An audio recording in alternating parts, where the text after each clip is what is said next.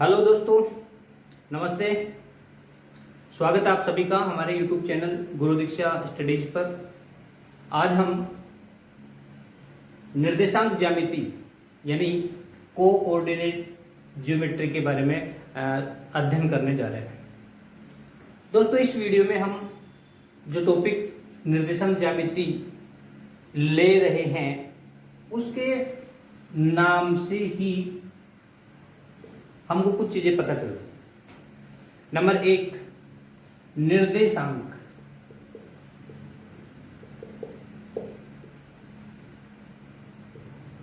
दोस्तों, निर्देशांक का अर्थ है वे राशियां जो ग्राफ में किसी बिंदु की स्थिति को दर्शाती हैं। अर्थात कोई भी ग्राफ हो और इस ग्राफ में किसी भी बिंदु की स्थिति को, ये बिंदु A है, इस बिंदु A की जो स्थिति है इसको जो प्रदर्शित करते हैं राशियां, वो निर्देशांक कहलाती हैं। अर्थात इस बिंदु का एड्रेस, ये कहाँ स्थित है, वो निर्देशांक है। निर्देशांक से ही हम ये बिंदु चिन्हित कर सकते हैं। अर्थात बिंदु को देख करके भी हम ग्राफ में निर्देशांक बता सकते हैं। तो निर्देशांक है तो हम बिंदु लगा सकते हैं, ग्राफ में चिन्हित कर सकते हैं। और यदि ग्राफ में पहले से कोई बिंदु पॉइंट आउट किया हुआ है तो उसके निर्देशांक हम निकाल सकते हैं। तो निर्देशांक वह राशि है जो ग्राफ में किसी बिंदु की स्थिति को दर्शाती है। दोस्तों, इसी के साथ इसमें लिखा हुआ है ज्यामिति।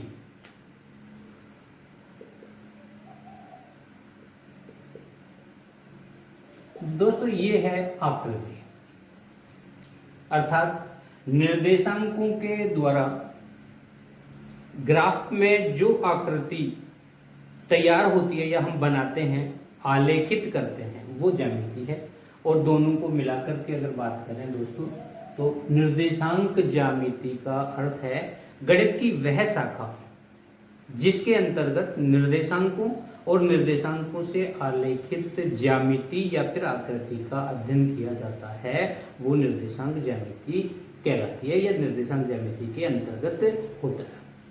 तो फिर निर्देशांकों और इससे बने हुई आकृति को ग्राफ में हम किस तरह से आलेखित करते हैं और किस तरह से हम निर्देशांक ज्यामिति के अंतर्गत इनका अध्ययन करते हैं, उसके अंतर्गत दोस्तों हम बात करें कि ये जो निर्देशांक हैं ये समतल में,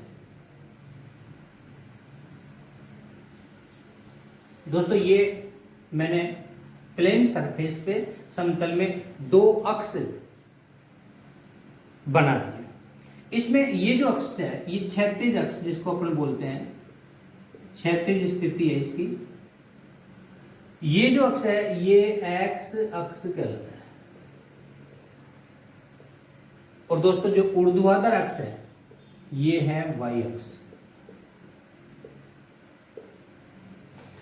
दोनों अक्ष प्लेन सरफेस को 4 भागों में बांटते हैं। पहला, दूसरा, तीसरा और चौथा। दोस्तों, ये 4 भाग हो गए। सरफेस एक ही है, प्लेन सरफेस है। इसको अगर अपन इस तरह से मान लें तो जो अक्ष ऊर्ध्वाधर होते हैं, खड़ी स्थिति में होते हैं, वो सब वाई अक्ष हैं। और जो क्षैतिज स्थिति में होते हैं, आड़ी स्थिति में होते हैं, वो सब एक्स अक्ष कहलाते हैं। और इन दोनों के द्वारा इस प्लेन सरफेस को 4 भागों में बांटा गया है। इन चारों भागों को चतुर्थांश कहते हैं। ये पहला चतुर्थांश है दोस्तों, ये दूसरा है, ये तीसरा है और ये चौथा है। इस तरह से 4 चतुर्थांश बनेंगे। दोस्तों, दोनों अक्ष जहां काटते हैं, प्रतिच्छेद करते हैं एक दूसरे को, उस बिंदु को मूल बिंदु कहते हैं।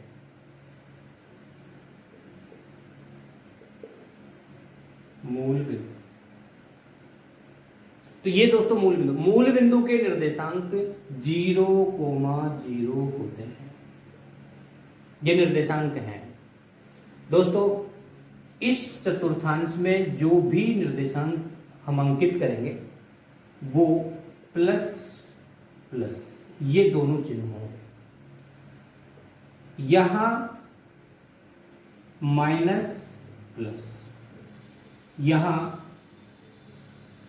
माइनस माइनस, और यहां दोस्तों प्लस और माइनस। इस तरह से चारों चतुर्थांशों में जो चिन्हों की स्थिति होगी निर्देशांकों के लिए, वो पहले चतुर्थांश में दोनों ही निर्देशांक प्लस के होंगे, दूसरे में एक्स अक्ष वाला प्लस का और वाई का माइनस का होगा, तीसरे चतुर्थांश में दोनों ही निर्देशांक माइनस के होंगे, चौथे चतुर्थांश में एक्स अक्ष वाला प्लस का होगा और वाई वाला माइनस का।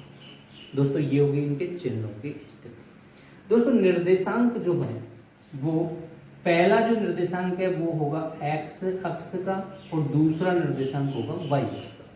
इस तरह से एक्स कोमा वाई के निर्देशांक हम एक पुस्तक में अंकित करते हैं, लिखते हैं। दोस्तों अब बात आई, यदि एक बिंदु P हो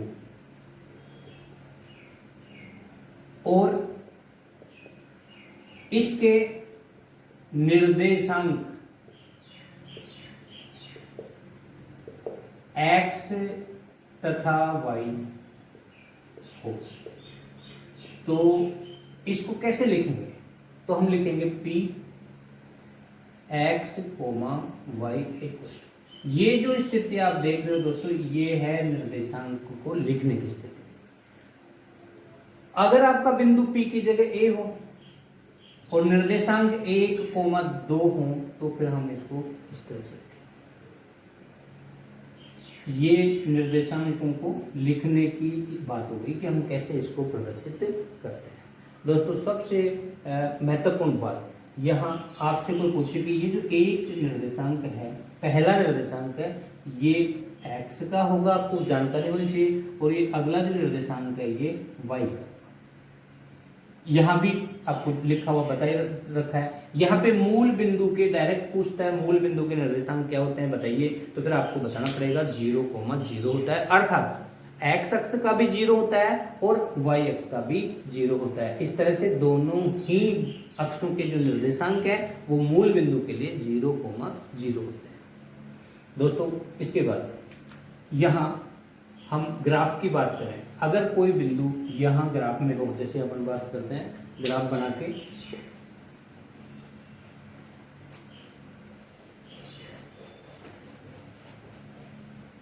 यहाँ देखिए दोस्तों, ये आपका ग्राफ में वाई एक्स और ये एक्स एक्स है, ये दोस्तों एक्स है, ये वाई एक्स।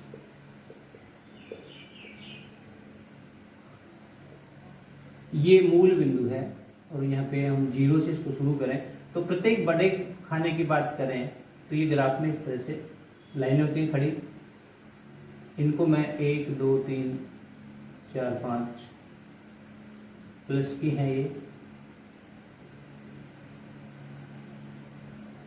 1 2 3 4 5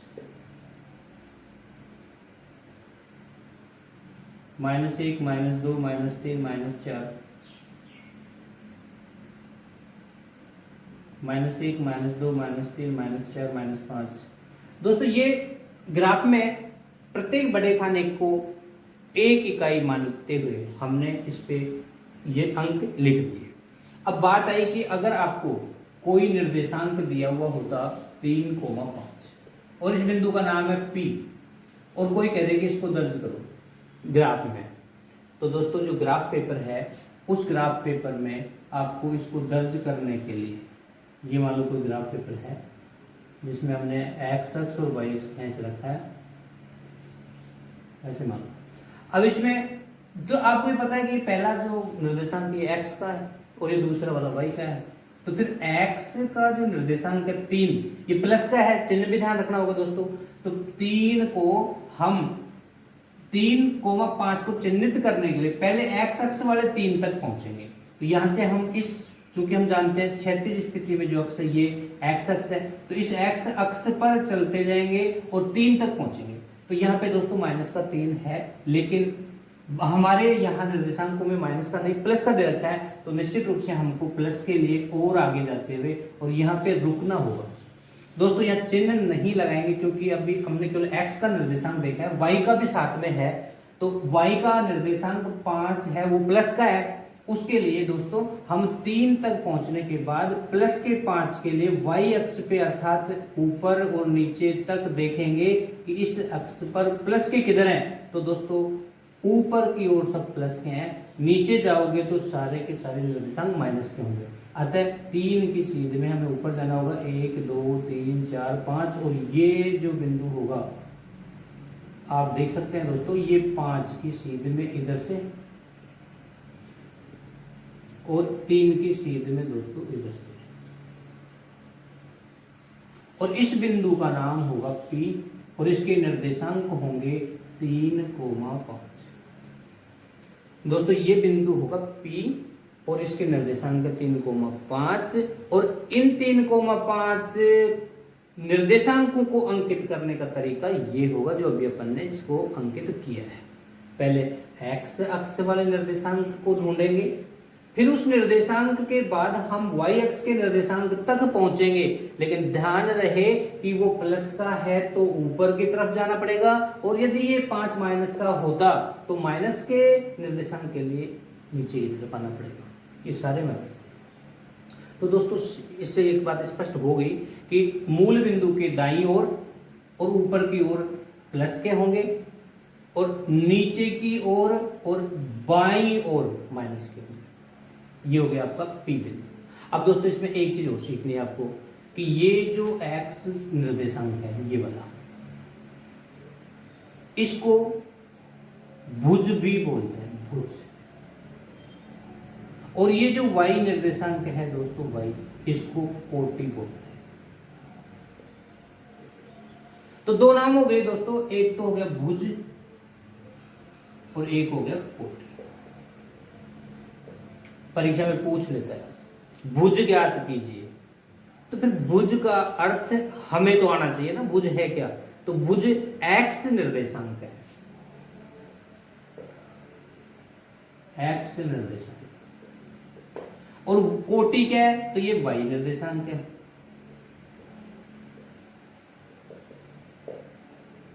दोस्तों देख लो, इस P बिंदु में अगर आपसे पूछे भाई भुज बताना, तो फिर आप 3 बताएंगे, कोटि बताना तो फिर 5 बताएंगे, कोटि क्या है तो फिर 5 है। अब दोस्तों इसमें एक चीज जो विशेष आपको ध्यान रखनी है कि जो भुज है, ये 3 जो भुज है वो x निर्देशांक तो है, लेकिन इस x निर्देशांक के साथ ही y अक्ष से लंबवत दूरी है, अर्थात y अक्ष से लंबवत दूरी भुज कहलाती। अब y अक्ष से लंबवत दूरी कैसे, तो ये देख लो दोस्तों, ये y अक्ष रहा आपका, इस y अक्ष से बिंदु P की दूरी कितनी है, यहां से नापना पड़ेगा, इधर से ऐसे ऐसे जाओ और नापोगे तो कितनी है 1 2 3, ऐसे जाओगे तो लंबवत इस तरह से तो 3 है। तो इसका मतलब हो गया ये 3 जो y अक्ष से लंबवत दूरी और सीधी दूरी है ये भुज कहलाती है, अर्थात x का निर्देशांक है, अर्थात x निर्देशांक है वो भुज कहलाता है। ठीक इसी प्रकार से अगर बात करें कोटि क्या है, तो फिर कोटि दोस्तों y निर्देशांक है, लेकिन ये देखो y निर्देशांक 5, लेकिन ये इसकी जो दूरी होगी ना वो x अक्ष से दूरी है, तो फिर x अक्ष से दूरी गिनो तो देखो 1 2 3 4 5, अर्थात ये जो दूरी है ये कहलाएगी कोटि x अक्ष से दूरी। तो यहां लिखेंगे अर्थात x अक्ष से लंबवत दूरी। दोस्तों शायद आप लोग एक चीज समझ गए हों, भुज किसे कहते हैं, कोटि किसे कहते हैं, यानी क्या होती है, तो निर्देशांक देख करके आप बता सकते हो। मैं यहाँ पे बी बिंदु के निर्देशांक लिख रहा हूं 5, -7। मैं आपसे पूछ रहा हूं दोस्तों भुज बताओ, तो आप बताएंगे 5, कोटि बताओ तो आपका आंसर होना चाहिए -7। अब मैं आपसे इसी बात को दूसरे तरीके से पूछता हूं, एक्स अक्ष से दूरी बताओ। तो एक्स अक्ष से दूरी का अर्थ हुआ वाई का निर्देशांक माइनस का 7, और दूरी कभी ऋणात्मक नहीं होती, तो आप 7 बोल सकते हैं क्योंकि धनात्मक होती है दूरी। यहां पे अगर आपसे पूछ लिए कोई कि वाई अक्ष से लंबवत दूरी बताओ कितनी होगी, तो आपको बताना होगा 5 इकाई, यानी 5 होगी, क्योंकि वाई अक्ष से दूरी जो होती है वो होती है एक्स का निर्देशांक जो 5 है, और एक्स अक्ष से जो दूरी होती है लंबवत वो होती है वाई का निर्देशांक जो माइनस का 7 है। ये आप लोगों को ध्यान रहना चाहिए। इसके बाद दोस्तों आपसे कोई कह दे माइनस का 1,6 को या फिर 4 को दर्शाओ इसमें, और इसका नाम हो गया क्यों, बिंदु क्यों को दर्शाओ। तो फिर आप लोग जैसा सीख चुके उसके अनुसार अगर बात करें तो x का निर्देशांक माइनस का 1 है, और x के इस अक्ष पर क्षैतिज अक्ष पर हम चले तो माइनस के 1 पे जाके रुकेंगे, और साथ में y का निर्देशांक जो 4 है उसके लिए प्लस का होने की वजह से ऊपर की तरफ जाना होगा, और 4 तक जाने के लिए 1 इधर पढ़ते जाएंगे, 1 2 3 4, तो यहाँ पे ध्यान रहे 1 के सीध में और 4 के सीध में आपका ये बिंदु होगा।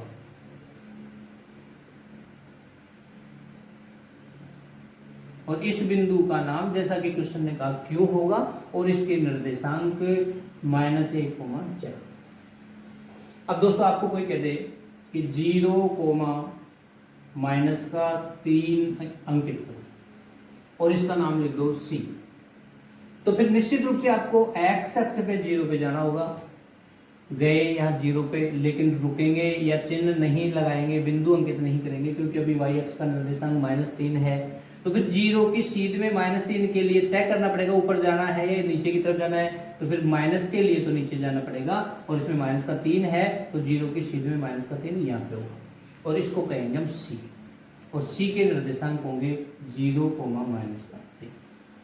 अब दोस्तों देखो यहाँ पे अगर मैं D की बात करूं और इसको लिख दूं -3, तो इन दोनों में अंतर है।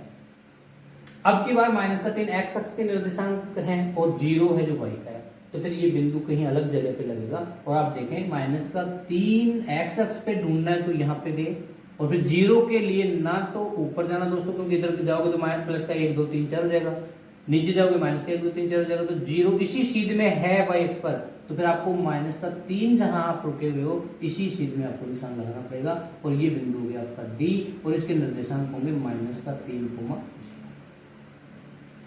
अब बात आई कि ये तो क्या, जब आपको निर्देशांक दिया हुआ है और फिर आप बिंदु लगा रहे हो, अंकित कर रहे हो ग्राफ में, उसको आपको पहले से ही बिंदु दिया हुआ होता, मान लो ये वाला कोई बिंदु, और इस बिंदु की स्थिति आपको बतानी है, और ये है A, कहेगी A बिंदु के निर्देशांक बताओ। तो दोस्तों A बिंदु के निर्देशांकों को लिखने के लिए कोष्टक में पहले x अक्ष का निर्देशांक ढूंढना होगा, और x अक्ष का निर्देशांक का मतलब ये है x अक्ष, तो इस x अक्ष के लिए आप ऊपर की तरफ देखेंगे कि ये बिंदु कौन सी सीध में है, तो ये बिंदु यदि इस सीध में है तो फिर आप देखेंगे ये 4 की सीध में है, -4 की सीध में है, तो x का निर्देशांक तो -4, और इधर देखोगे तो ये -5 की सीध में है, तो फिर y का निर्देशांक होगा -5। इस तरह से इस बिंदु के निर्देशांक होंगे -4, -5। लेकिन दोस्तों कभी भी ये नहीं होगा -5, -4, ये गलत है। आपने अगर पहले y के निर्देशांक लिख दिए तो गलत होगा, x के निर्देशांक ही पहले लिखे जाएंगे, इस बिंदु के लिए हो चाहे किसी भी बिंदु के लिए हो, पहले x के निर्देशांक लिखने हैं बाद में y के निर्देशांक लिखने हैं। ऐसा नहीं कि आप बिंदु A यहाँ लगा रहे हो और मन मर्जी से आप यहाँ पहले -5 लिख रहे हो फिर 4 लिख रहे हो, तो गलत हो जाएगा, क्योंकि -5 और -4 की स्थिति ये नहीं है। इस स्थिति को अगर बिंदु अंकित करना हो बिंदु के रूप में, तो ग्राफ में -5 के लिए हमको -5 के लिए जाना पड़ेगा यहाँ, और -4 तो फिर हम ढूंढते ढूंढते इधर -4 है तो फिर ये यहाँ पे होगा -5। तो पहले हम एक्स अक्ष का निर्देशांक पढ़ते हैं, लिखते हैं और बाद में हम वाई अक्ष। ये हो गया निर्देशांक दिए हुए हों तो उनको कैसे ग्राफ में अंकित करेंगे, और यदि हमें बिंदु पहले से ग्राफ में अंकित करके दे दे तो हम उसको उसके निर्देशांक कैसे ढूंढेंगे, ये बात हम कर चुके हैं। इसके बाद आता है दोस्तों एक चीज जो आप लोग याद रखना, ये सीख चुके हो कि ये तो है एक्स अक्ष और ये है दोस्तों वाई अक्ष। ये दोनों जहां मिलते हैं वो है मूल बिंदु और इसके निर्देशांक होते हैं 0 0। और मैं अब यहाँ पे आपसे केवल ये बताने जा रहा हूं कि इन दोनों अक्षों में दोस्तों एक्स अक्ष पर कोई भी बिंदु अंकित कर दो। ये मान लो आपके मैं लिख देता हूं मान ये। अब एक्स अक्ष पे कहीं भी कोई बिंदु लगा दो, जैसे मैंने लगा दिया यहां पे, ये एक्स अक्ष पे स्थित है बिंदु, तो इस एक्स अक्ष पर स्थित बिंदु, एक्स अक्ष पर स्थित बिंदु के निर्देशांक x, 0 x, 0 होंगे।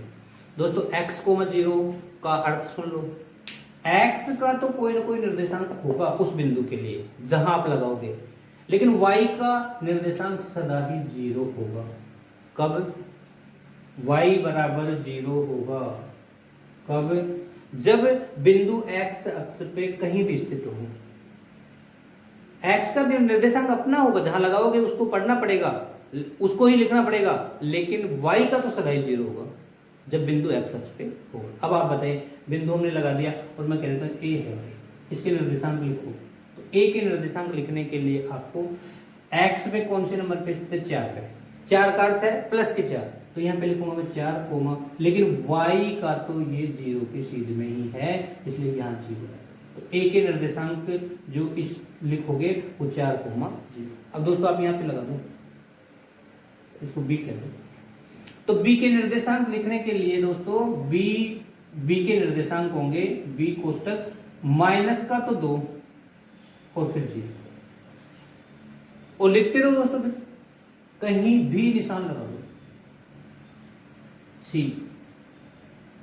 माइनस का तो 4 और 0। तो आप ये स्थिति देख लो कि y के जो निर्देशांक सदा ही 0 0 ही आ रहे हैं या होंगे। कब? जब बिंदु x अक्ष पर स्थित हो। दोस्तों इसी को समझने के लिए एकदम फैक्ट इसी की तरह, अगर कोई बिंदु y अक्ष पर स्थित हो,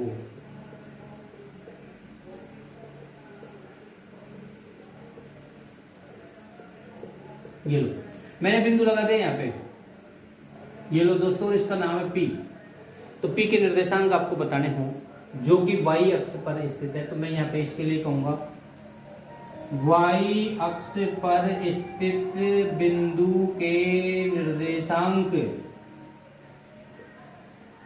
और दोस्तों y अक्ष पर स्थित बिंदु के निर्देशांक होंगे 0, y। तो दोस्तों देखिए x की जगह 0 आएगा, x की यहाँ पे y की जगह 0 था, यहाँ पे x की जगह 0 आएगा, और y की जगह कोई ना कोई मान होगा जो हम जहां बिंदु लगाएंगे। P बिंदु लगा हुआ y पे 3 पे, प्लस के 3 पे, तो बिंदु P के निर्देशांक हो जाएंगे 0, 3। दोस्तों मैं यहाँ पे लगा रहा हूं, क्यों? तो निश्चित रूप से आप इसके निर्देशांक बताएंगे। क्यों के निर्देशांक हो गए 0 तो है x का और y का 1, ऐसे 0, 1। अब दोस्तों यहाँ पे लगा दो, ये लो R। तो इस R बिंदु के निर्देशांक क्या होंगे? तो ये बिंदु y अक्ष पर स्थित है, तो x का तो 0 और माइनस का 4। ऐसे करके 2 बातें आप लोगों को याद रखनी है। x अक्ष पे कोई बिंदु स्थित होगा तो उसके निर्देशांक x, 0 होंगे, अर्थात y बराबर सदा ही 0 होगा। x पर स्थित होगा तो y का मान 0 होगा, y पर स्थित होगा तो x का मान 0 होगा। दोस्तों ये ध्यान रखना पड़ेगा कि कौन से x पे स्थित है और किसका मान 0 होगा। ओके, इसके बाद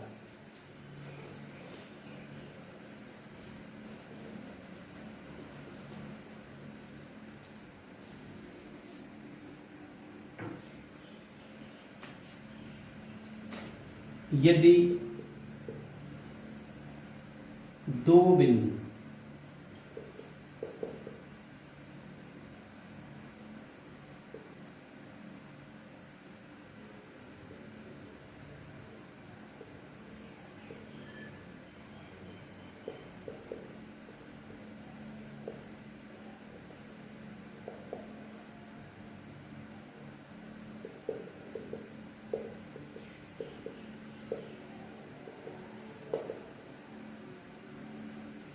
दोस्तों मैंने बोर्ड पे लिखा है यदि बिंदुओं ए व बी के निर्देशांक ए के तो x1 y1 बीच में कोण और बी के हो x2 y2 बीच में कोण हो तो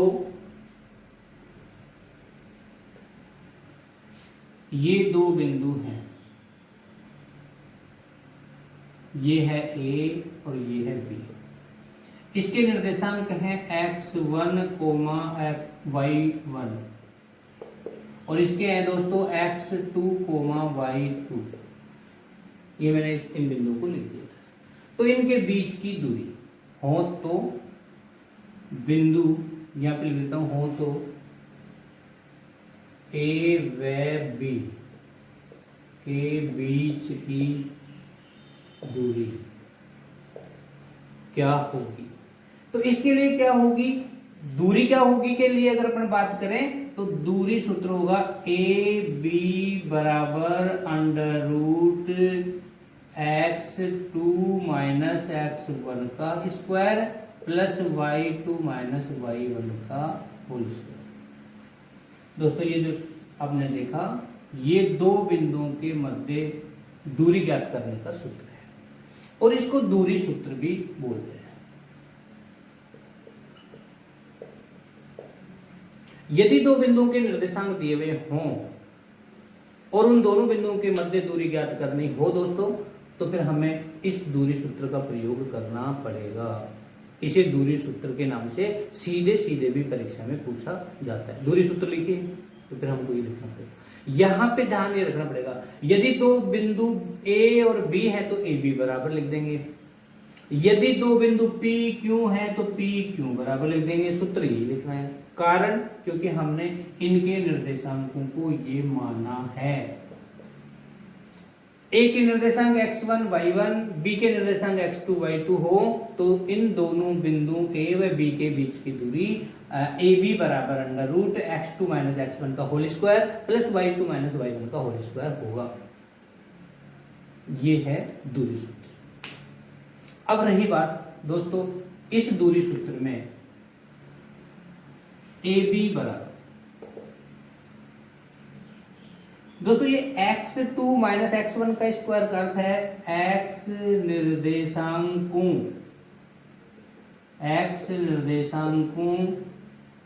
का अंतर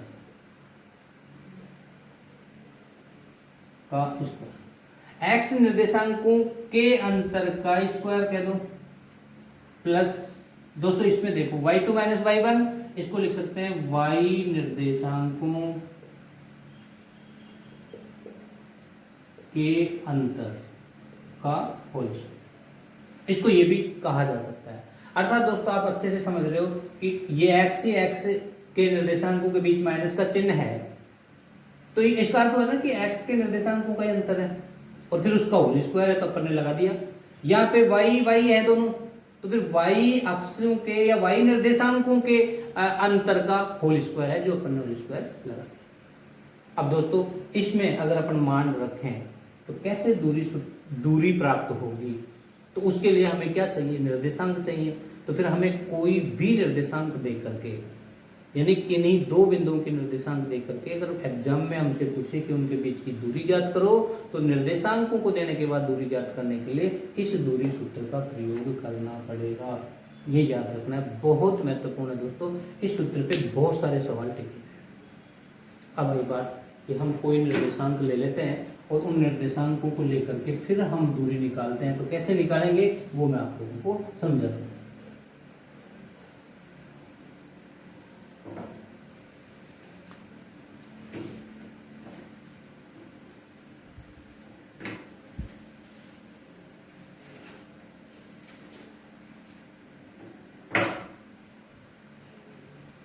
यदि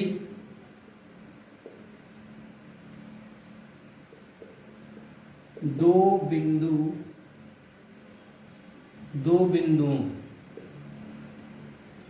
P व Q के निर्देशांक क्रमशः 1,2 व 3,4 है, तो इनके बीच की दूरी ज्ञात करो। अगर ये सवाल है तो इसका अर्थ हुआ कि बिंदु P के निर्देशांक तो 1,2, Q के निर्देशांक है 3,4 और इनके बीच की दूरी आपको ज्ञात करनी है। तो दोस्तों फिर देखिए, ये कोई बिंदु है P, ये कोई बिंदु है Q, इसके निर्देशांक है 1,2, इसके निर्देशांक है 3,4 और इनके बीच की दूरी निकालनी है, तो दूरी सूत्र से। और दो बिंदु के नाम PQ है, तो निश्चित रूप से PQ बराबर अंडर रूट में x2 माइनस x1 का whole square plus y2 minus y1 का होल स्क्वायर। अब दोस्तों ये x2 x1 y2 y1 कहाँ से आएंगे? तो फिर यही तो थे वो निर्देशांक थे, दोनों बिंदुओं के निर्देशांक को। तो ये पहला निर्देशांक x का होता है दोस्तों, दूसरा y का, ये 1 1 अपन ने माना है, ये x2 और y2। अगर अपन ये मानते हैं तो फिर इसमें से देखिए दोस्तों, PQ बराबर अंडर रूट x2 की वैल्यू यहां से रखनी पड़ेगी। तो x2 क्या है? निर्देशांक 3, तो यहाँ पे हो गया 3 माइनस x1, तो दोस्तों यहां देखना पड़ेगा, ये x1 1 और इसका y2, तो देखिए आप y2 4, y1 2 और इसका दोस्तों सावधानी से इन निर्देशांकों को सूत्र में फिलअप करते हैं और अब इसको हल कर लेते हैं। तो PQ बराबर दोस्तों बहुत आसान है, 2 का होल स्क्वायर बचेगा, 4 में से 2 के तो यहाँ भी 2 का होल स्क्वायर बचेगा और PQ बराबर 4 प्लस 4, PQ बराबर अंडर रूट में 8। तो दोस्तों अंडर रूट 8 इकाई इन दोनों बिंदुओं के बीच की दूरी होगी। अब इसको और ज्यादा अगर आगे हल करते हो तो अंडर रूट 8 का अर्थ हुआ 8 का वर्गमूल लो, तो 8 का अभाज्य गुणनखंड के हिसाब से या इस विधि से अगर आप वर्गमूल लेते हैं दोस्तों, तो ये आपका अभाज्य गुणनखंड होगा और इसमें वर्गमूल के लिए दो दो के जो जोड़े बनाओगे उसके हिसाब से इसका वर्गमूल होगा 2, एक जोड़े से तो 2 और इसका कोई जोड़ा नहीं बना, इसलिए अंडर रूट में 2।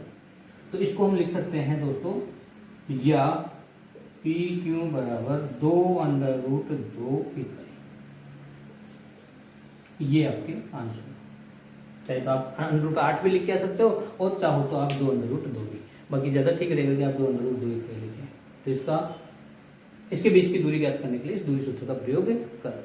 अब दोस्तों ये निर्देशांक बदल लेंगे, अब ये तो अपन ने वैसे ही मान लिया ना, तो प्रश्न वाला इनके निर्देशांक क्या देगा ये हमें पता नहीं है, लेकिन वो जो भी देगा हमको पता है कि हम तो दूरी निकालने के लिए दूरी सूत्र का प्रयोग करेंगे। तो जैसे जो दे रहे हैं हमको निर्देशांक, हम इसमें निर्देशांक रखेंगे और उसको हल कर देंगे, आंसर आ जाएगा। और यदि दोस्तों हम ये सीख चुके तो इस प्रश्नावली में बहुत कुछ सीख चुके हैं। मान रखना, हल करना, दूरी सूत्र आता है और उसको हल करके दूरी निकाल सकते हैं, तो बहुत सारे क्वेश्चन इसी तरह से हो जाएंगे। और उसके बाद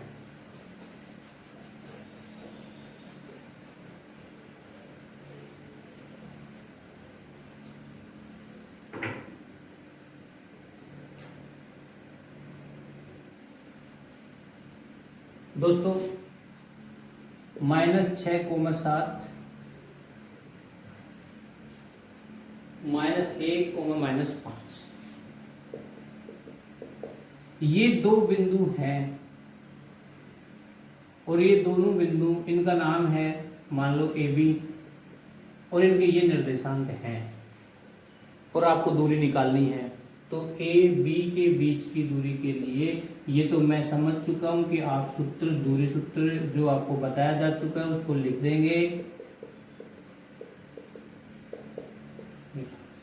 इसमें मान रखना है दोस्तों, तो ए बी बराबर।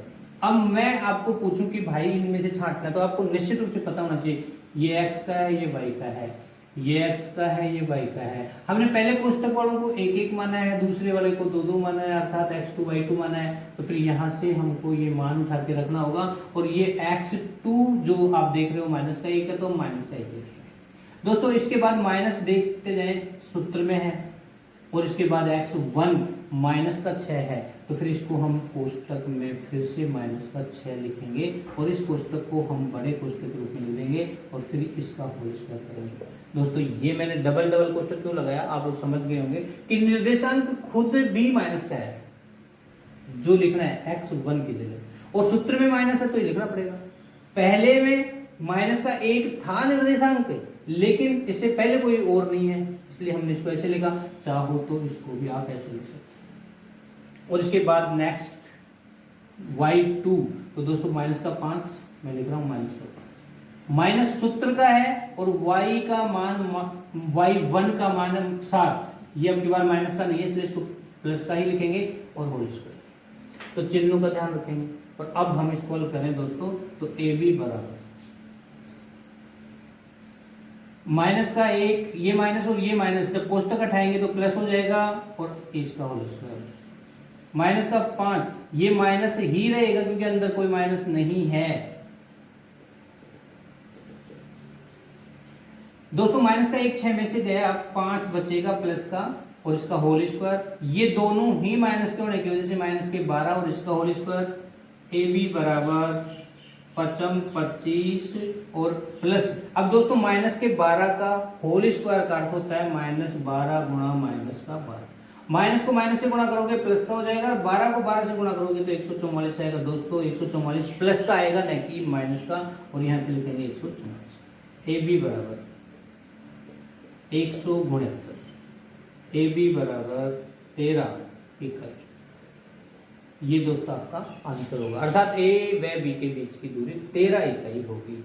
इसी तरह से ध्यान रखना दोस्तों, यदि माइनस के हों आपके निर्देशांक, तो उनको दूरी सूत्र में रखते समय विशेष ध्यान रखना होगा कि इस तरह से अलग अलग कोष्टकों में लिख के, जब आप खोलेंगे कोष्टकों को तो माइनस माइनस गुणा करके प्लस होगा। इन चीजों का ध्यान रखते हुए अगर हल करते हैं तो सूत्र वही है, निर्देशांक वहीं से उठा के रखना है, और हल उसी तरह से करना है। थोड़ी सी सावधानी होगी तो माइनस के निर्देशांकों से भी हम दूरी निकाल सकते हैं। ये हो गया दूरी निकालना, जब हमें किन्हीं दो बिंदुओं के निर्देशांक दिए हुए हों। इसके बाद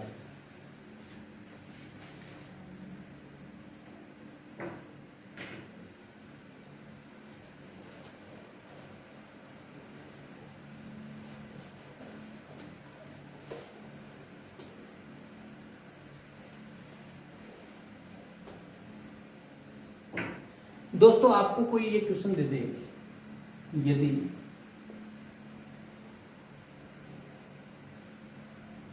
ए बी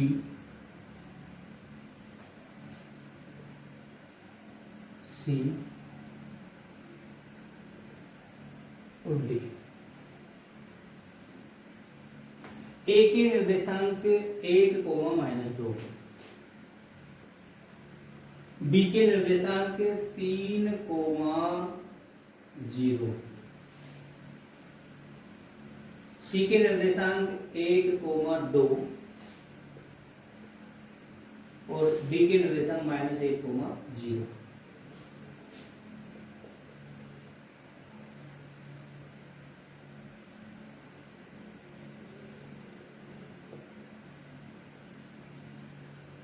निर्देशांक हो तो सिद्ध करो कि ये किसी वर्ग के निर्देशांक हैं। अब दोस्तों ये जो क्वेश्चन आप देख रहे हो इसमें लिखा गया है कि यदि ए बी सी डी 4 बिंदु दे दिए। अब 4 बिंदु देके उनके चारों के निर्देशांक दे करके आपसे पूछा जा रहा है कि भाई साहब ये बताओ कि ये जो 4 निर्देशांक आपके पास हैं, यानी 4 शीर्षों के निर्देशांक जो आपके पास हैं, ये किसी वर्ग के शीर्षों के निर्देशांक हैं क्या, या वर्ग के निर्देशांक हैं क्या? तो फिर हम वर्ग के शीर्षों के अगर निर्देशांक की बात करें तो दोस्तों आप अच्छे से जानते हो ये कोई वर्ग है और इसका नाम हम लेते हैं ए बी सी डी, और इसके निर्देशांकों को हम यहाँ लिखें तो 1,-2 3,0 क्रम से मैं लिख रहा हूँ 1,2 और ये लिख रहा हूँ मैं -1,0।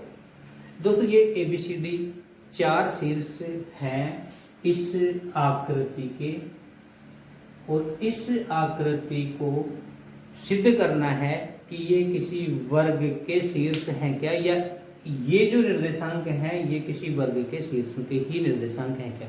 आप लोग जानते हो दोस्तों आयत में भी 4 शीर्ष होते हैं, वर्ग में भी 4 होते हैं, समचतुर्भुज में भी 4 शीर्ष होते हैं, समांतर चतुर्भुज में भी 4 शीर्ष होते हैं। तो दोस्तों ये कैसे आप डिफाइन कर पाएंगे, कैसे सिद्ध कर पाएंगे इस बात को कि ये जो निर्देशांक हैं ये वर्ग के हैं या आयत के हैं या समचतुर्भुज के हैं या समांतर चतुर्भुज के हैं, कैसे सिद्ध कर पाओगे?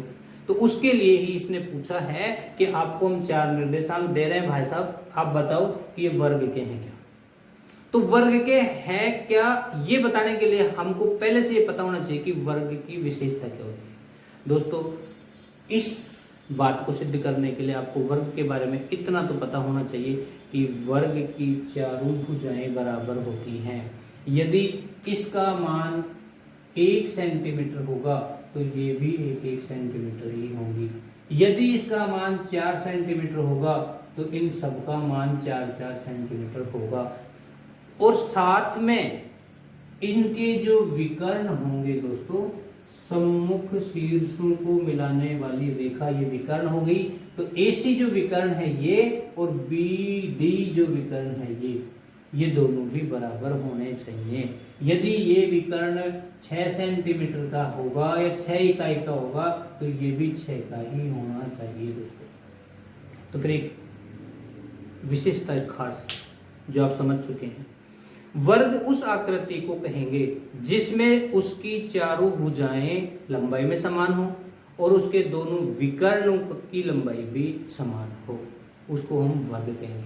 अब बात आई दोस्तों, यदि चारों भुजाएं तो बराबर आ गई और ये जो विकर्ण है ये दोनों बराबर न आकर के और ये अलग अलग आ गए, तो क्या कहोगे कि ये वर्ग है, या ये कहोगे क्या कि ये निर्देशांक जो दिए गए हैं ये किसी वर्ग के हैं? नहीं, हम ऐसा नहीं कह सकते दोस्तों, क्योंकि हमको ये पता है यदि इसकी चारों भुजा बराबर हैं और विकर्ण बराबर नहीं है तो ये वर्ग नहीं होगा।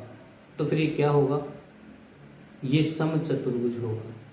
अर्थात समचतुर्भुज में उसके जो चारों भुजाएं हैं ये तो बराबर होती हैं लेकिन इसके विकर्ण बराबर नहीं होते हैं। तो फिर वो आकृति कुछ ये होगी इस तरह से, यानी समचतुर्भुज। तो हमें फिलहाल समचतुर्भुज की कहानी में न उलझ के हमको ये देखना है कि वर्ग पूछा गया तो वर्ग की विशेषता हमको पक्की आनी चाहिए। और अब हमें पक्की आ गई कि भाई साहब इसके चारों भुजा बराबर होंगी और दोनों विकर्ण भी बराबर होंगे। अब इस बात को सिद्ध कैसे करें कि बराबर है या नहीं है? उसके लिए दोस्तों हम 4 भुजाओं की बात करें तो इसकी 4 भुजाएं देख करके बताएं। तो पहली भुजा है AB, दूसरी भुजा है BC, तीसरी भुजा है CD, चौथी भुजा है AD, और ऐसे दोस्तों ये 4 भुजाएं हुई। अब इन 4 भुजाएं बराबर हैं या नहीं है, इनको ज्ञात करने के लिए A से लेके B तक की दूरी निकालनी होगी। तो AB प्राप्त होगी, B से लेके C तक की दूरी निकालनी होगी, निकालेंगे तो ये BC दूरी होगी।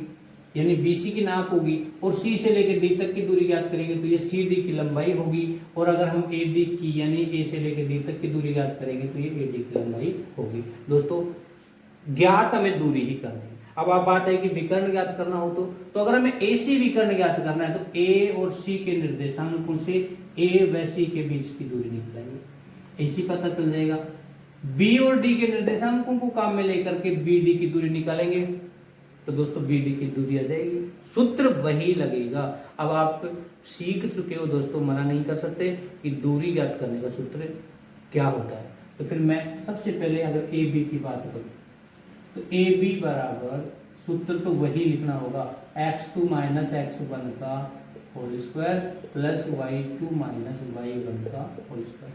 अब दोस्तों ध्यान आपको रखना पड़ेगा, ए बी की दूरी ज्ञात कर रहे हो तो ए और बी के निर्देशांकों को काम में लेंगे तो ये तो होगा x1, ये होगा y1, ये होगा x2, ये होगा y2। कब? जब आप ए बी की दूरी निकालेंगे।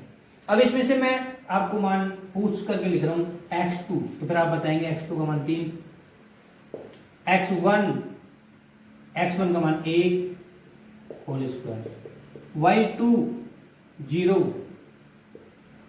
y1 माइनस कर दो तो दोस्तों वापस माइनस आ गया तो ये फिर इस तरह से हमको लिखना पड़ेगा और ये कोष्टक बदलना पड़ेगा। और अब ये मान रखने के बाद हल करना है तो ए बी बराबर 3 में से 1 गया 2 का स्क्वायर, दोस्तों माइनस माइनस प्लस हो गया तो 2 का स्क्वायर। ए बी बराबर 2 दूनी 4, 2 दूनी 4, ए बी बराबर √8 इकाई। दोस्तों एक दूरी ज्ञात हो चुकी है √8। कौन सी दूरी ज्ञात हुई है? ए बी, ए मध्य दूरी। अब दोस्तों मैं आपसे बात करूं कि मुझे बीसी की दूरी निकालनी है तो मैं वही कहूंगा जो अभी मैंने ए बी के लिए लिखा, मैं वही करूंगा जो मैंने ए बी के लिए किया है, अर्थात दूरी निकालने के लिए फिर से मुझे वही सूत्र लगाना होगा। देख लो दोस्तों, मैं इस सूत्र की बात कर रहा हूँ, ये दूरी सूत्र है, यही लगाऊंगा, ये बदल जाएगा। ए बी की नहीं, अब की बात बी सी की निकालनी है तो मैं अभी बी सी लिख दूंगा। और ये जो x1 y1 x2 y2 ये भी बदल जाएगा, क्योंकि हम बात ही नहीं कर रहे इनकी, अब हम बात करेंगे इनकी। तो ऐसी स्थिति में ये तो हो गया x1 y1, ये हो गया x2 y2। अब दोस्तों यहां से अगर अपन बात करें तो बी सी बराबर x2 ढूंढे 1, मुझे दिख रहा है x1 3, आप भी देखें y2 2, y1 0 और इसको हल करें दोस्तों, माइनस का 2 बचेगा, माइनस का 3 में से 1 घटेगा, 2 में से 0 घटेगा, 2 बचेगा। और दोस्तों BC बराबर माइनस के 2 का स्क्वायर का मतलब -2 को -2 से गुणा करेंगे तो 4 आएगा, 2 को 2 से गुणा करेंगे तो भी 4 आएगा, यहाँ भी प्लस का आएगा, यहाँ भी प्लस का आएगा, चूंकि माइनस को माइनस से गुणा करने पर ये भी प्लस हो जाएगा और प्लस को प्लस से गुणा करेंगे तो ये भी प्लस ही रहेगा। ऐसी स्थिति में BC का मान आप समझ चुके 4 और 4 8 इकाई होगा। दोस्तों शायद आप ये समझ चुके कि BC की नाप B माइनस सॉरी √8 इकाई आ गई, तो 2 भुजाएं तो बराबर आ गई। अब हमें तीसरी भुजा की बात करनी है और तीसरी भुजा का नाम है CD, तो यहाँ पे बदल जाएगा दोस्तों CD। और अब मैं CD की बात करूंगा तो ये बदल जाएगा, ये हो गया x1 y1, ये हो गया x2 y2।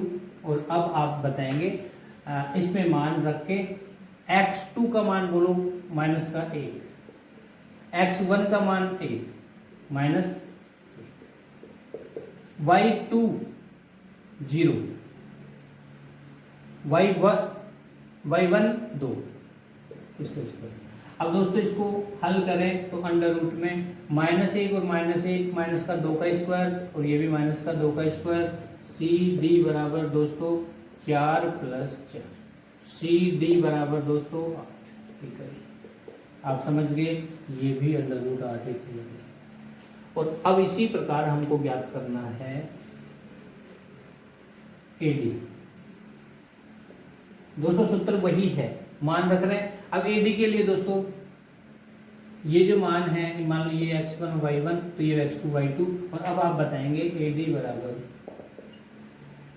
माइनस का 1 x2 माइनस x1 1, y2 0 सूत्र का माइनस और y1 माइनस का 2। इसके लिए दोस्तों हमें अलग से कोष्टक में इसको लिखना पड़ेगा होल स्क्वायर।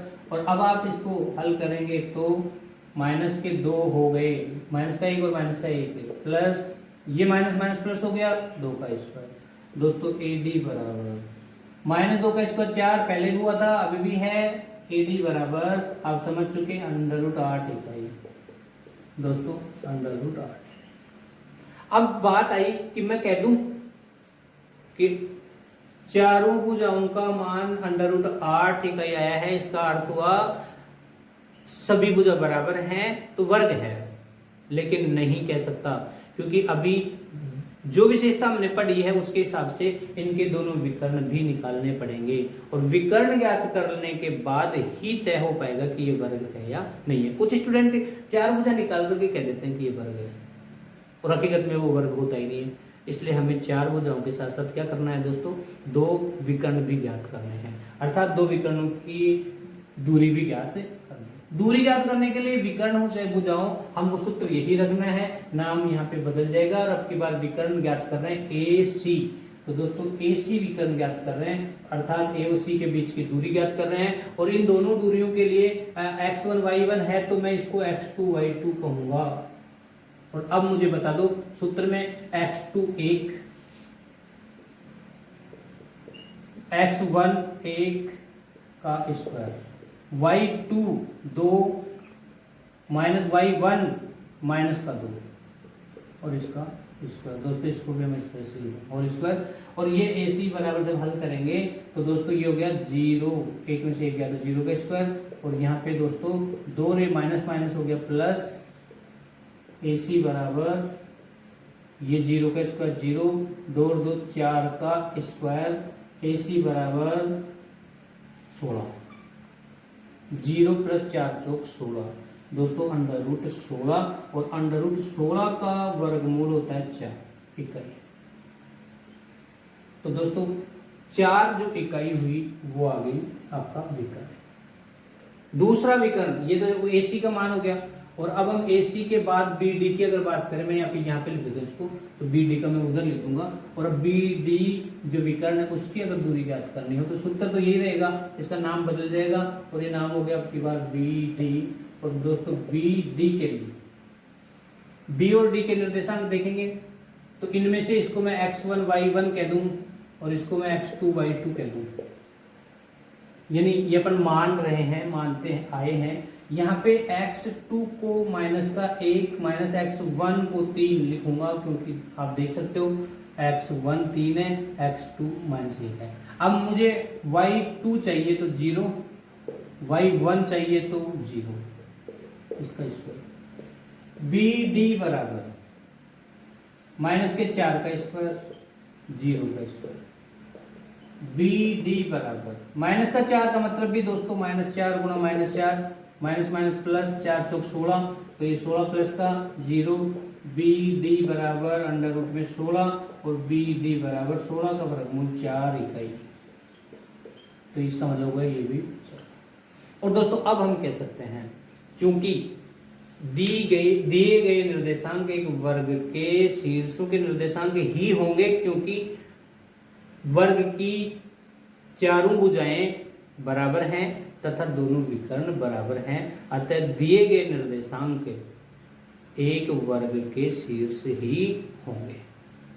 अब दोस्तों ये तो क्या वर्ग की बात, हमने एक ही सूत्र काम में लिया है, दूसरे सूत्र, और उसी से आपने ये बता दिया है, सिद्ध कर दिया है, परीक्षा में पूछा जाता है। और दोस्तों अब अगर मैं बात करूं इस सवाल को मिटाने के कि निर्देशांक तो आपके पास ये 4 ही हैं, और अब आपको कहें कि दिए गए बिंदु ABCD के निर्देशांक निम्नलिखित हों, तो आप सिद्ध करो कि ये निर्देशांक एक आयत के शीर्षों के हैं। अब दोस्तों आयत के शीर्षों के हैं, आयत सिद्ध करना हो तो आयत की विशेषता पता होनी चाहिए। तो फिर आप जानते हैं आयत में आमने सामने की भुजाएं बराबर होती हैं,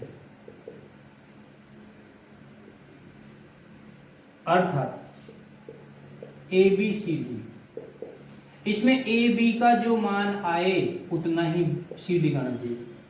ए डी का जितना मान आए उतना ही बीसी का आना चाहिए, और साथ में जिस तरह वर्ग के विकर्ण बराबर होते हैं वैसे ही आयत के विकर्ण भी बराबर होते हैं। तो दोस्तों आयत के विकर्ण, अब बात आई कि दूरी तो सबके निकालनी होगी, आपको ए बी भी निकालना होगा, सूत्र वही, बी सी भी निकालना होगा, सी डी भी निकालना होगा, ए डी भी निकालना होगा, लेकिन इसमें ये चारों भुजाएं बराबर नहीं आएंगी। इसमें ए बी के बराबर आएगी सी डी और बी सी के बराबर आएगी ए डी, अर्थात आमने सामने की भुजा बराबर होंगी। हाँ, विकर्ण ए सी बराबर होगा बी डी, तो फिर ये विकर्णों की नाप बराबर होगी। तो हम कह देंगे कि दिए गए निर्देशांक एक आयत के शीर्ष हैं। ज्ञात क्या करना पड़ेगा? दूरी, और दूरी सब चारों भुजाओं की और विकर्णों की। फिर उसके बाद कहेंगे, तय करेंगे कि ये आयत के निर्देशांक हैं या नहीं है। तो सूत्र तो वही लगना है ना दोस्तों, आप एक्सरसाइज कर सकते हो। इसके जैसा कोई भी सवाल लेकर के और वो पूछे कि बताओ ये आयत के शीर्ष हैं क्या, तो इस तरह से आप दूरी सूत्र लगा के इसको काम में ले सकते हो या इसको सिद्ध कर सकते हो। दोस्तों इसी तरीके से आपसे पूछा जा सकता है कि दिए गए निर्देशांक समचतुर्भुज के हैं क्या, समचतुर्भुज के शीर्ष हैं क्या। अब दोस्तों समचतुर्भुज के शीर्ष है क्या, मैं भी सूत्र वही लगाना है, दूरी सूत्र काम में लेना है। सिर्फ उसकी विशेषता याद रखनी है कि समचतुर्भुज में चारों भुजाएं बराबर होती हैं, उसके विकर्ण बराबर नहीं होते हैं। तो भी हमको चारों तो भुजाएं ज्ञात करनी होंगी और दोनों विकर्ण ज्ञात करने होंगे। चारों भुजा बराबर होने चाहिए, दोनों विकर्ण बराबर नहीं होने चाहिए, अलग अलग होने चाहिए। तो हम कहेंगे दिए गए निर्देशांक एक समचतुर्भुज के निर्देशांक होंगे, सूत्र वही लगाना है। इसके बाद दोस्तों वो आपसे पूछ सकता है दिए गए निर्देशांक समांतर चतुर्भुज के शीर्ष हैं क्या। तो दोस्तों फिर से हमें वही दूरी सूत्र लगाते हुए चारों तो भुजा और दो विकर्ण निकाल लेंगे। चारों भुजाएं संबंध में आमने सामने की भुजा बराबर आ जाएं और दोनों विकर्ण बराबर न हो तो दिए गए निर्देशांक समांतर चतुर्भुज के शीर्ष होंगे। अब अगर मैं बात करूं कि चारों भुजाओं में आमने सामने की भुजा बराबर आ गई, आमने सामने की भुजा बराबर आ गई और विकर्ण भी बराबर आ गए, तो फिर समांतर चतुर्भुज नहीं होगा, आयत होगा। दोस्तों इस तरह से दूरी सूत्र से भुजाओं की नाप, विकर्ण की नाप ज्ञात करके, दूरी ज्ञात करके हमें पूछी गई बात बता सकते हैं, चाहे वो किसी भी इन चारों में से वर्ग, इन चारों में से किसी के बारे में भी पूछे। कब? जब वो चार निर्देशांक बिंदु दे। और दोस्तों चार के अलावा अगर वो हमें निर्देशांक बिंदु दे देता 3, ये लो दोस्तों मैंने इसको लिखा, निर्देशांक बिंदु दे दे और तीनों बिंदुओं के निर्देशांक दे करके पूछे कि सिद्ध करो कि दिए गए बिंदु किसी समबाहु त्रिभुज के शीर्ष हैं। समबाहु, तो दोस्तों आपको पता होना चाहिए समबाहु त्रिभुज का अर्थ होता है ऐसा त्रिभुज, अगर मैं इसका नाम लिख दूं एबीसी, तो दोस्तों ऐसा त्रिभुज जिसकी तीनों भुजाएं बराबर हों वो समबाहु त्रिभुज कहलाता है। अब दोस्तों आपको पता है कि ए बी की नाप निकाल लें, बी सी की निकाल लें और ए सी की निकाल लें। अगर ये तीनों नाप बराबर आए तो समबाहु त्रिभुज के शीर्ष होंगे, यानी समबाहु त्रिभुज के शीर्षों के निर्देशांक होंगे। और यदि ये बराबर नहीं आते हैं, सब अलग अलग आते हैं, तो फिर समबाहु त्रिभुज नहीं होगा, क्योंकि समबाहु त्रिभुज की विशेषता होती है ऐसा त्रिभुज जिसकी तीनों भुजाएं लंबाई में समान हो। अब पता कैसे करेंगे? तो दूरी सूत्र लगाएंगे, ए बी की दूरी ज्ञात करेंगे, बी सी की दूरी ज्ञात करेंगे, ए सी की दूरी ज्ञात करेंगे और तीनों बराबर आ गए तो समबाहु त्रिभुज के शीर्ष हैं, और तीनों बराबर नहीं आए तो समबाहु त्रिभुज के शीर्ष नहीं है। और यदि दोस्तों दो भुजा बराबर आ गई और तीसरी भुजा अलग आ गई तो फिर समद्विबाहु त्रिभुज के शीर्ष है क्या, पूछ सकता है। और यदि आ गई दो भुजा बराबर और तीसरी अलग आ गई तो कह देंगे समबाहु त्रिभुज के शीर्ष हैं, यानी शीर्षों के निर्देशांक हैं। और यदि दोनों बराबर न, दो बराबर न आकर के तीनों ही अलग अलग आती हैं तो फिर हम नहीं कहेंगे कि समद्विबाहु त्रिभुज के शीर्ष हैं, समद्विबाहु त्रिभुज के शीर्ष हैं। यानी समद्विबाहु त्रिभुज में दो भुजाएं कोई सी भी त्रिभुज की बराबर होनी चाहिए, और समबाहु में तीनों ही भुजाएं बराबर होनी चाहिए। और अब बात आई विषम बाहु त्रिभुज। तो विषम बाहु त्रिभुज में दोस्तों तीनों ही भुजाएं अलग अलग अलग अलग होंगी, तो उस त्रिभुज को क्या कहेंगे? विषम बाहु त्रिभुज। दोस्तों ये पता कैसे चलेगा? उसके लिए दूरी सूत्र लगाएंगे और दूरी सूत्र में मान निकाल के जो भी आएगा उसके हिसाब से तय करेंगे कि दिए गए निर्देशांक कौन सी आकृति को सिद्ध करते हैं, ये कौन सी आकृति के निर्देशांक हैं। ये हो गया अपना एक साधारण सा निर्देशांक ज्यामिति से संबंधित परिचय और दूरी सूत्र से संबंधित कुछ क्वेश्चन।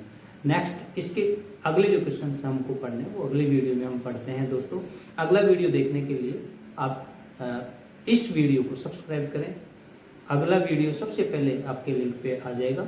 और दोस्तों इसको अधिक से अधिक शेयर करें। यदि ये वीडियो समझ में आया है तो इसको लाइक करें और सब्सक्राइब करें। धन्यवाद।